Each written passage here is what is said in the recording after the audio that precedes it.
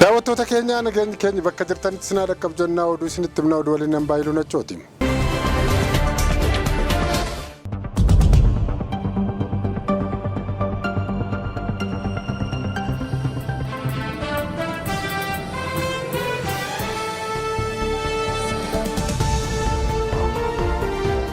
Paartiin badhaadhinaa filannoo marsaa torbaffaa waliigalaa teessoo mana maree bakka bu'oota uummataa harka caalu argachuun mo'achuusaa boordiin filannoo biyyaalessa Itoophiyaa kaleessa beeksiseera. Haaluma kanaan paartiin badhaadhinaa teessoo paarlaamaa 547 keessaa 438 mo'achuu ibseera. Boordiin filannoo biyyaalessa Itoophiyaa sirna dilbata waxabajjii 21 bara 2026 Finfinnee keessatti gaggeesseen bu'aawwan filannoo mirkanaa'anii fi raggaasifaman ifa godheera. Filannoo waliigalaa torbaffaatiin paartilee mormitootaa teessoo mana maree bakka bu'oota uummataa 41 kaadhimamtoonni dhuunfaan dorgoman ammoo 8 mo'achuu isaanii ibseera. Paartiin badhaadhinaa ministeera muummee Dr. Abiy Ahmed dursan filannoo mo'achuun isaanii kan ammaa kanaan marsaa lammaffaadha. Paartiin badhaadhinaa magaalaa Finfinneetti teessuma mana maree bakka bu'oota uummataa 20, naannoo Oromiyaatti 167, naannoo Amaaraatti 117 akkasumas naannoo Beenishaangul Gumuzitti ammoo 8 mo'achuun dhagahameera. Naannoo Sidaamaatti akkuma kana teessuma 13, naannoo Kibba Lixa Itoophiyaatti 17, Kibba Itoophiyaatti ammoo 35 mo'achuu ibseera. Paartichi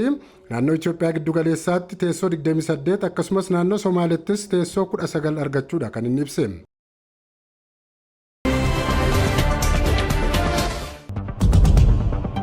Biyya keenya qabatee jiru filannoo qofaan kan furamu osoo hin taane marii hunda galeessa barbaada jechuun ABO'n beeksiseera. Haalli Oromiyaa keessaa fi guutuu Itoophiyaa moo'insa filannoo labsatu qofaan kan furamu osoo hin taane kan duraanii akka hin dhufneef miira dhugaa fi qulqulluu hunda hirmaachise osoo yeroo hin qisaaseffamiin gaggeeffamu akka qabu ABO'n ibseera. Kanaafis sagalee uummataa kabajee nagaa waaraa biyya kanatti fiduuf qabsoo karaa nagaa marii hunda galeessaa fi qooda isaa kan baatu ta'uu ammas ibseera. ABO'n filannoo Itoophiyaa marsaa torbaffaarraa qooda kan fudhatee fi seerota isaa dirqiin guuttatu fi qaawwaa argamtee xiqqoo keessatti akeekaa fi kaayyoo isaa uummata beeksisuuf akeekeetudha jedheera. Kanaanis itti milkoofneerra jechuun ibsa baaseera. Addi Bilisummaa Oromoo qabsoo karaa nagaatti amanee qabsaa'aa akkuma turee fi jiru haalota rakkisoo keessatti waltajjiilee filannoo wal qabatan garaagaraa irratti yaada isaa ibsataa tureera. Deemsa duulana filadhaa keessattis rakkinoota turan damdamataa deeggarsa taasifamee fi ammoo miseensota uummataa fi qaamota nageenyaas galateeffateera. ABO'n rakkoolee filannoo irratti mudatanii fi komiiwwan qabu karaa seera qabeessaan boordii filannootti iyyataan jira jedheera. Boordichi iyyannoo isaa kana sirriitti haqaan gadi fageenyaan akkanaa qoratus abdiin qaba jechuun himeera. ABO'n filannoo kana irratti hirmaatuu isaa wal qabatee duulonni olola karaa adda addaa narratti gaggeeffamaa turuu fi ammas narratti adeemaa jira jechuun ibseera. ABO'f waadaan barcumaa galamee fi maallaqni guddaanis baafamee fi filannoo kanatti hirmaate jedhamuun ololli gaggeeffamaa ture hunduu kijibadhaa jedheera. Hireema kanaan ABO'n irratti duulaa fi dhagaa itti guuruun dadhabbii malee bu'aa akka hin argamsiisne kan darbe irraa barachuun kanneen jibba ABO'f gurri itti duudeef ijjitti jaame waan isaan irraan tolle kana akka dhaabbatan hubachiiseera. Paartiin injifatee rakkoo biyya kanaa filannoo fi barcuma argachuu qofaan furama jechuun akkuma baree waraanaa fi tika harkaa qabuun akka barbaade sosocho'uu fi haala hin taane uumuurra dhaabbatee karaa haqaa fi dhugaan araaraan dhibdee jiru furuun Oromoon boqonnaa akka argatuuf hojjechuuf fedhii dhugaa murannoo fi murtii qabna jechuunis himeera. Biyyi kun filannoon kan injifate osoo hin taane kan filatee fi dorgome ta'uun hubatamee mirgi uummataa akka kabajamu ABO'n jabeessee gaafateera. Hidhamtoonni siyaasaa mana hidhaa keessatti murtii malee dararamaa fi hiraaraa jiran hundi akka gad lakkifamanis gaafateera. Dhimmi nageenya Oromiyaa fi tokkummaa Oromoo dhimma jabaa fi bira darbuun hin danda'amnedha ka jedhe ABO'n. Kana waan ta'eef abbootii gadaa amantaa dhimma tokkummaa fi nageenya Oromiyaa irratti ammas jabaatanii hojjechuu akka qabanis dhaameera. Humnoonni siyaasaa fi waraanaa maqaa cimdoo jedhuun kaaba irraa Oromiyaa fi uummata Oromoo weeraruuf foolataa fi gochaanis bakka tokko tokkotti yaalanii lubbuu uummataa gaaga'aa jiran akka sabaatti Oromootti maal fiduuf akka deeman sammuu qajeelaan yaaduu gaafataa jechuun ibseera. Humnoonni cimdoo bakka tokko tokkoon daangaa Oromiyaa cabsanii seenuuf tattaafataa godhaniin lubbuu dabarsanii fi yaalii isaanii waliigalaa ni balaaleffannas jechuun ibseera.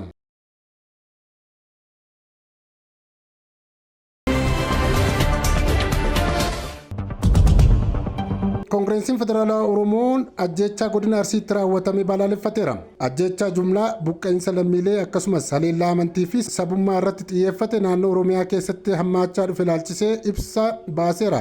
KFO'n Koongireensiin Federaalaa Oromoo haleellaa suukanneessaa lammiilee nagaa irratti naannoo Oromiyaa keessatti haala yaaddessaa ta'een hammaachaa dhufe ilaalchisee aarii fi gadda guddaatu natti dhaga'ama jechuun ibse. Waggoota darban keessa uummanni Oromiyaa gidiraa jechaan ibsamuu hin dandeenye keessaa darbeera jedheera. Har'aa waraannii fi walitti bu'iinsi badiinsa kanaan dura godinaalee muraasa keessatti daangeffamee ture haala baay'ee yaaddessaa ta'een gara godinaalee giddugaleessaa fi bahaatti keessattuu gara Arsii fi Shawaa Bahaa fi Harargee Lixaatti babal'ataa dhufeera jechuun ibseera. Torbanoota dhiyoo as sadarkaan gara jabinaa kun sadarkaa kanaan dura argamee hin beekne irra ga'eera ka jedhe KFO'n aanaa Sakoo godina Arsii Bahaa keessatti haleellaa qindaa'aa raawwatameen lammiilee nagaa sabummaa fi amantiin waliin qoodne Oromoo fi Amaaraa akkasumas Kiristaanaa fi Musliima irratti ajjechaa jumlaan raawwatameera jedheera. Iddoowwan amantii seenaa qabeessa ta'anis bataskaanotaa fi masjidoota dabalatee ta'e jedhamee abiddaan barbadaaniiru jechuun KFO'n ibseera. Haaluma kanaan wal qabatee aanaa Seeruu keessatti duulaa manneen gubuu sagantaan raawwatame gandoota guutummaatti barbadeesseen abbootii warraa 17,000 olitti dhiyaatan qe'ee isaaniirraa buqqisuu ibseera. Lammiileen keenya kumoota 10tti lakkaa'amanii fi rakkoof saaxilamoo ta'an bosona tuuchaa dabalatee iddoowwan namni keessa jiraachuu hin dandeenye gammoojjiitti baqataniiru jedheera. Haadholiin bosona keessatti kophaa isaanii akka da'aa jiran akkasumas daa'imman qorraan beelaa fi tajaajila yaalaa dhabuurraa kan ka'e akka du'aa jiran gabaasaaleen qabatamaa of harkaa qabna jechuun ibseera. Uummanni nagaa Oromiyaa yeroo ammaa waraana mootummaa fi hidhattoota gidduutti deemaa jiruun ajjechaa suukanneessaa fi saaxilamaa jira jedheera. Dabalataanis KFO'n babal'achuu gareewwan hidhattootaa saamtota haala mijataa eeggatanii fi gareewwan hidhatan fakkeessitoota maqaa garaa garaatiin socho'aniin baay'ee yaaddofneerra jedheera. Ta'e jedhamee fi shiraan eenyummaa meeshaa godhatanii fayyadamuun kiristaan ajjeesanii musliimatti maxxansuu, musliima ajjeesanii kiristaanatti rarraasuu akkasumas Amaaraa fi Oromoo walitti buusuun safuu hawaasummaa keenyaa diiganii dhiiga dhangalaasuun kaayyoo siyaasaa dhiphaatee galma ga'uudhaaf tarsiimoo karoorfame kun baay'ee balaafamaadhas jedheera. KFO'n sagaleewwan dhugaa uummataa kanneen gochoota suukanneessaa raawwatanii fi dhugaa qabatamaa lafarra jiran saaxila kan jajjabeessuu fi dinqisiifatu ta'uu himeera. Gama biraatiin ammoo kaayyoo siyaasaatiif jecha dhugaa lafarra jiru ta'e jedhamee gurra guddifamee dhiyaatuu fi hawaasa tokko jumlaan namummaan mulquu fi seenaa fi dhugaa jallisuun dhiyaatu cimsinee balaaleffannaa jedheera. Miidiyaaleen hawaasaa fi miidiyaaleen dhaabbilee amantii wal qabatan hedduun gocha dhugaa jallisuu fi uummata keenya irratti jibbinsa kakaasuu kana irratti ifatti bobba'aniiru kan jedhe KFO'n dhimmi kun sadarkaa baay'ee yaaddessaa irra ga'uusaa fi bu'aan isaas kana irraa hammaachuu akka danda'u hundinuu sirriitti hubachuu qabaa jedheera. Deebiin waraana qof jiddugala godhatee mootummaan fudhachaa jiru bu'aa dhabuu ta'uusaa ifatti kan mul'isudha ka jedhe KFO'n babal'achuun waraanaa mancaasaa kanaati jedheera. KFO'n humnoonni waraanaa Oromiyaa fi yookiin Itoophiyaa nagaa fiduu hin danda'anii duulli waraanaa waggoota 8f deeme lakkoofsaa fi gosa hidhattootaa baay'isuu fi lammiilee nagaa duguuggaaf saaxiluurraa kan hafe bu'aa inni fide hin jiru jedheera. Gochaalee haleellaa kanaaf humnoonni hidhatanii hedduun itti gaafatamummaa kan fudhatan ta'us dirqama seeraa naamusaa fi heera mootummaa inni jalqabaa lubbuu fi qabeenya lammiilee eeguu mootummaa harka jiraachuusaa irraanfatamuu hin qabu jedheera. Mootummaan lammiilee isaaf balaaf saaxilamoo ta'an eeguu hin dandeenye dirqama isaas bu'uuraa fi jalqaba ba'uu irraa of qusateera jechuunis mootummaa komateera. Kanaafuu Koongireensiin Federaalaa Oromoo dhimmoonni kanaa gadi akka hatattamaan raawwatan cimsee gaafateera. Haleellaan uummata nagaa irratti raawwatamu hatattamaan akka dhaabbatu, gargaarsi namoomaa gufuu malee akka dhiyaatu, qorannoon idil addunyaa walabatee akka gaggeeffamu, furmaanni siyaasaa hunda hammate akka gaggeeffamu KFO'n cimsee gaafateera.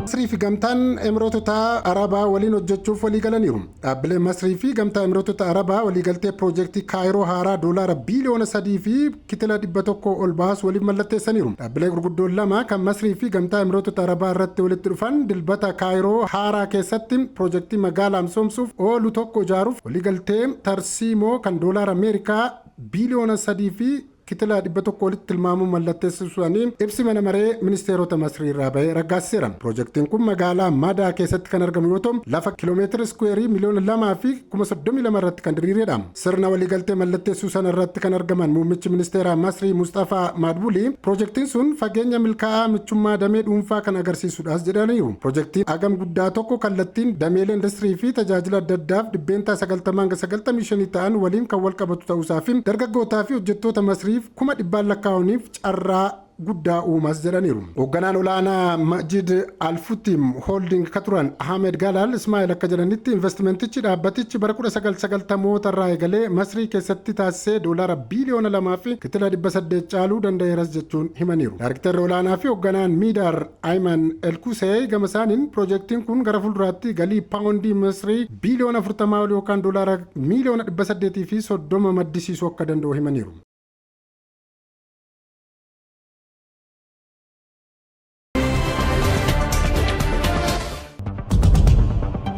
mariin Ameerikaa fi Iraan marsaa miilanaa haala gaariin xumurameera jedhameera. Mariin marsaa jalqabaa Ameerikaa fi Iraan waliigaltee dhumaarra ga'uu fi jaarsummaa Qaataarii fi Paakistaaniin dilbata kaleessaa gaggeeffamaa ture haala gaariin xumurameera jedhan mariisiftoonni. Mariin dilbata kaleessaa Switzerlaanditti adeemsifame kun biyyoonni lameen waliigaltee duraa mallatteessuun booda isa jalqabaati. Mariisiftoonni Qaataarii fi Paakistaan ibsa waloo wiixata har'aa kennaniin Koreen sadarkaa olaanaa guyyaa 60 keessatti waliigaltee irra ga'amuuf qajeeltoo qopheessuuf waliigaleera jedhaniiru. Mariin dhimma teknikaa torbee guutuu itti fufas jedhaniiru. Dippiloomatiin Ameerikaa olaanaa marii kana irratti hirmaataa turan mariin harki caalu erga burjaajessaa Iraan ulaa Hormuuz deebistee banuu fi dhukaasa dhaabuu Libaanos irratti kan xiyyeeffate ture jedheera. Ibsi waloo mariisiftootaa dooniiwwan daldalaa ulaa Hormuuz keessaa nagaan akka darban gochuu irratti wal hubannoo dhabuun akka hin uumamne qajeeltoowwan dubbiis ka'ameera jedhameera. Dhimma Nikuleeraa irrattis mariin murtaa'aa adeemsifameera jedheera. Dippiloomatiin Ameerikaa kun bakka buutonni biyyoota lameenii magaalaa Swiss Laakaarii jedhamu keessatti wal arguun guyyaa har'aa qabee fuulduratti dhimma teknikaa irratti akka mari'atanis dhaga'ameera. Waliigalteen jalqabaa torbee darbe guyyaa 60 keessatti waliigaltee irra dhumaarra gahuurra akkasumas Libaanos dabalatee dirree waraanaa hunda irratti lola dhaabuuf ulaan Hormuuz fa'aa keessatti hammatama.